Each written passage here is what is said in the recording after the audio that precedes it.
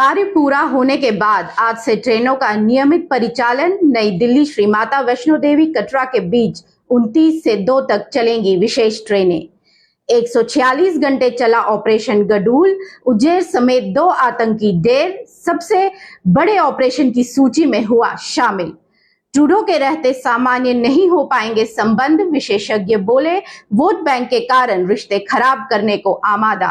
और यूपी बिहार समेत पूर्वोत्तर में अगले 3 दिन तक भारी बारिश की संभावना।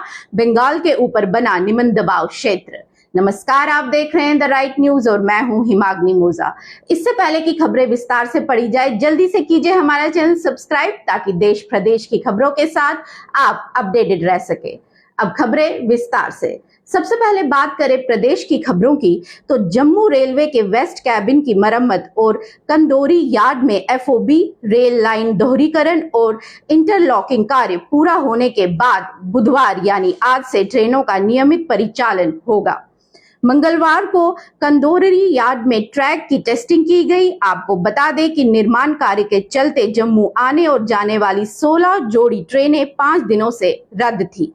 अब आम लोगों को राहत मिलेगी। वहीं नई दिल्ली श्री माता वैष्णो देवी कटरा के बीच विशेष ट्रेनें चलाई जाएंगी। यात्रियों की सुविधा और अतिरिक्त भीड़ भाड़ को देखते हुए ये फैसला लिया है। 29 सितंबर से 2 अक्टूबर के बीच ट्रेनें दोनों ओर 4 चक्कर लगाएगी। उल्लेखनीय है कि 04071 नई दिल्ली माता वैष्णो देवी कटरा स्पेशल ट्रेन 29 सितंबर को नई दिल्ली से रात्रि 11:30 पर चलेगी और सुबह 11:25 पर कटरा रेलवे स्टेशन पहुंचेगी। वापसी में 04072 श्री माता वैष्णो देवी कटरा नई दिल्ली स्पेशल ट्रेन 1 अक्टूबर को कटरा से शाम 6:30 पर चलेगी और सुबह 6:25 पर नई दिल्ली पहुंचेगी। वहीं 04081 नई दिल्ली कटरा स्पेशल ट्रेन 30 सितंबर को नई दिल्ली से रात्रि 11:30 पर चलेगी और अगले दिन 11:25 पर कटरा पहुंचेगी और वापसी में 04082 ट्रेन कटरा से नई दिल्ली के लिए 2 अक्टूबर को शाम 6:30 पर चलेगी और सुबह 6:25 पर दिल्ली पहुंचेगी। गौरतलब है कि एसी व सामान्य श्रेणी के डब्बों की ये स्पेशल रेलगाड़ी मार्ग में दोनों ओर से Sonipat, Panipat, Karnal, Kurukshetra junction, Ambala cantt, Ludhiana, Jalandhar cantt, Pathankot cantt, Jammu Tawi और उधमपुर, जो अब शहीद कैप्टन तुषार महाजन स्टेशन है, वहां पर रुकेगी। बात करें प्रदेश की दूसरी खबर की और, तो दक्षिण कश्मीर के अनंतनाग जिले के कोकरनाग क्षेत्र में आतंकवादियों और सुरक्षा बलों के बीच शुरू हुई मुठभेड़ करीब 7 दिन तक जारी रही। ये मुठभेड़ पिछले कुछ वर्षों से सबसे लंबी मुठभेड़ रही, जो करीब 146 घंटे तक जारी रही। इस मुठभेड़ की शुरुआत में ही सेना के कर्नल मनप्रीत, मेजर आशीष दोनचक और जम्मू कश्मीर पुलिस के डीएसपी हिमायू भट्ट ने शहादत प्राप्त की, जबकि बाद में एक और सेना का जवान प्रदीप वीरगति को प्राप्त हुआ। इस ऑपरेशन के दौरान जम्मू कश्मीर पुलिस के डीजीपी विजय कुमार के अनुसार लश्कर आतंकवादी उजैर खान को मार गिराया गया, जबकि एक और संभावित आतंकवादी का जला हुआ शव मिला है, जिसकी शिनाख्त अभी नहीं हो पाई है। आपको बता दें कि कोकरनाग के गडूल जंगल क्षेत्र में आतंकियों की मूवमेंट के इनपुट मिलने के बाद सेना की 19 राष्ट्रीय rifle RR, Jammu Kashmir police और सीआरपीएफ की संयुक्त पार्टी द्वारा उस इलाके में तलाशी अभियान शुरू किया गया था। इस मुठभेड़ के दौरान सुरक्षा बलों द्वारा आधुनिक हथियारों, क्वाड क्वाप्टर, हेक्सा क्वाप्टर और सबसे एडवांस ड्रोन हेरान मार्क 2 से उनके ठिकानों की तलाशी भी ली गई थी। इससे पहले जम्मू संभाग के पुंछ जिले के बठादूड़िया में 21 अप्रैल 2023 को सुरक्षा बलों ने आतंकवादियों के खिलाफ करीब 10 दिन तक ऑपरेशन चलाया था। इस ऑपरेशन में सेना के 5 जवान शहीद हुए थे। इसके अलावा जम्मू संभाग में पिछले कुछ वर्षों में अब तक की सबसे लंबी मुठभेड़ अक्टूबर 2021 में हुई थी। पुंछ जिले के डेरा की गली और बिम्बर गली के बीच जंगलों में 19 दिन तक ये ऑपरेशन चला था और इसमें 9 जवान शहीद हुए थे। बात करें देश की खबर की तो हालिया घटनाक्रम के बाद भारत कनाडा के रिश्ते तब तक सामान्य होते नजर नहीं आते जब तक ट्रूडो कनाडा में सत्ता के शीर्ष पर है। कनाडा में प्रधानमंत्री के तौर पर जस्टिन ट्रूडो का कार्यकाल अक्टूबर 2025 तक शेष है। विदेश संबंधों के विशेषज्ञ कहते हैं कि जिस तरह से जस्टिन ट्रूडो खालिस्तानी आतंक के मुद्दों को संभाल रहे हैं, उसे देखते हुए दोनों देशों के रिश्ते जल्द सामान्य होने के आसार नहीं है। ट्रूडो ने जिस अंदाज में भारत पर आरोप लगाए और जल्दबाजी में भारतीय राजनीति को निष्कासित किया, उससे ये साफ हो जाता है कि उनके ऊपर कनाडा के खालिस्तानी समर्थकों का भारी दबाव है और वोट बैंक को साधने की मजबूरी में कनाडा के हितों को दरकिनार कर रहे हैं। अगर कनाडाई पीएम के पास आरोपों को साबित करने वाले सबूत थे तो उन्हें G20 की बैठक से इतर इन सबूतों को पीएम मोदी के सामने पेश कर राजनीति को कनाडा से भारत वापस बुलाने की मांग की जा सकती थी।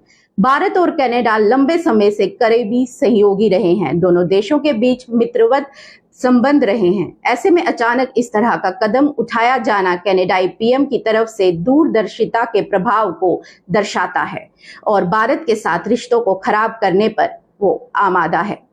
ट्रूडो ये बात अच्छी तरह जानते हैं कि महज किसी आरोप के चलते भारत जैसे देश के राजनीति को निष्कासित किए जाने पर उसे भी सम्मान कार्रवाई का सामना करना पड़ सकता है।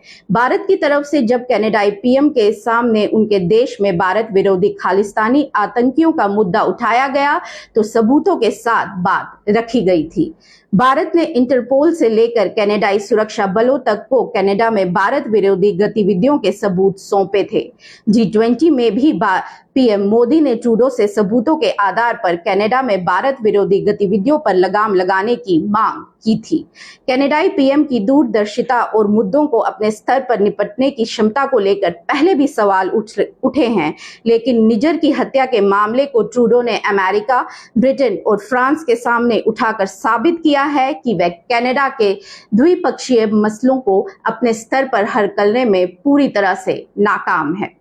बात करें देश के मौसम की और आज के आखिरी खबर की तो उत्तर पश्चिम बंगाल के ऊपर निम्न दबाव का क्षेत्र बना है। इसके प्रभाव से मंगलवार को ओडिशा, पश्चिम बंगाल के गंगा तट के इलाकों और झारखंड समेत पूर्व मध्य हिस्सों और पूर्वोत्तर भारत में जमकर बारिश हुई। अगले 2 दिन इसके उत्तरी ओडिशा और दक्षिण झारखंड की तरफ पश्चिम उत्तर पश्चिम दिशा की ओर से बढ़ने की संभावना है। इसके प्रभाव से ओडिशा के साथ ही झारखंड, बिहार, उत्तर प्रदेश और पूर्वोत्तर भारत के लगभग सभी राज्यों में अगले 3 दिन तक भारी बारिश होने की संभावना है। भारत मौसम विज्ञान विभाग की ओर से जारी रेड अलर्ट के मुताबिक ही गुजरात के सौराष्ट्र और कुछ इलाकों में मंगलवार को मूसलाधार बारिश हुई। जूनागढ़ के विसावदर तालुका में सबसे अधिक 302 मिलीमीटर वर्षा दर्ज की गई। राज्य आपदा संचालन केंद्र के आंकड़ों के मुताबिक गुजरात में अब तक 870 मिलीमीटर या औसत सालाना बारिश का 99.27% बारिश हो चुकी है।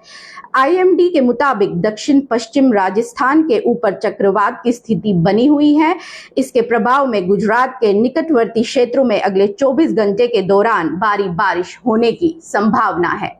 IMD के मुताबिक ओडिशा के तट के पास बने निम्न दबाव के प्रभाव से बुधवार को ओडिशा, पश्चिम बंगाल, छत्तीसगढ़, झारखंड, यूपी, बिहार, तमिलनाडु, आंध्र प्रदेश, केरल और पूर्वोत्तर के राज्यों में भारी बारिश होने की संभावना है। वहीं बृहस्पतिवार और शुक्रवार को भी उत्तर प्रदेश, बिहार, पूर्व और पश्चिम मध्य प्रदेश समेत पूर्व भारत और पूर्वोत्तर के सभी राज्यों में भारी और कहीं-कहीं बहुत भारी बारिश हो सकती है। गौरतलब है कि दक्षिण पश्चिम मॉनसून अब 4 महीने के बाद अपने चक्र के आखिरी चरण में पहुंच चुका है। IMD के महानिदेशक मृत्युंजय महाप्रताप ने कहा कि सितंबर के शेष दिनों में भारी मॉनसून बारिश होगी, जो अगस्त में कम वर्षा की कमी को भी पूरा कर देगी। उन्होंने कहा कि 3 और 4 सितंबर के बाद देश के ज्यादातर हिस्सों में जमकर मॉनसून बारिश हो रही है। उन्होंने सितंबर में मॉनसूनी बारिश के सामान्य या सामान्य से अधिक रहने की उम्मीद जताई है। ये थी आज की कुछ विशेष खबरें। कल फिर आपके सामने प्रस्तुत होंगे कल की कुछ विशेष खबरों के साथ। तब तक के लिए मुझे और मेरी वीडियो जर्नलिस्ट प्रिया भट्ट को दीजिए इजाजत। लाइक कीजिए, सब्सक्राइब कीजिए, शेयर कीजिए, कमेंट कीजिए। बने रहिए द राइट न्यूज के साथ। नमस्कार।